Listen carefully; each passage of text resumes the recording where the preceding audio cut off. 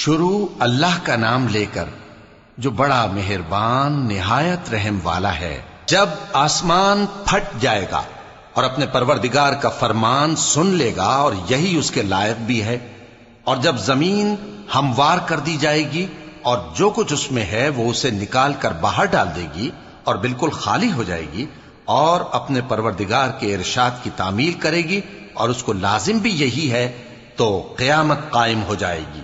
اے انسان، تو اپنے پروردگار کی طرف پہنچنے تک خوب تکلیف اٹھاتا ہے، پھر تو اس سے جا ملے گا۔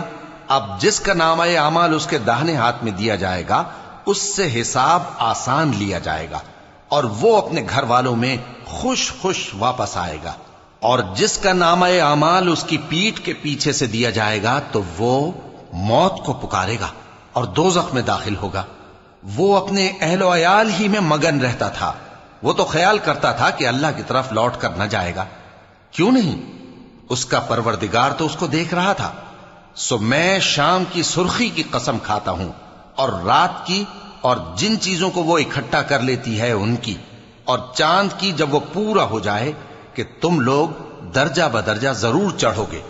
تو ان لوگوں کو کیا ہوا ہے کہ ایمان نہیں لاتے، اور جب ان کے سامنے قرآن پڑھا جاتا ہے تو سجدہ نہیں کرتے؟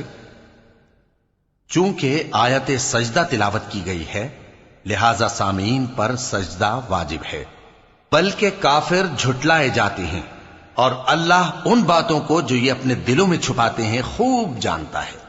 تو ان کو دکھ دینے والے عذاب کی خبر سنا دو۔ ہاں، جو لوگ ایمان لائے اور نیک عمل کرتے رہے ان کے لیے بے انتہا اجر ہے۔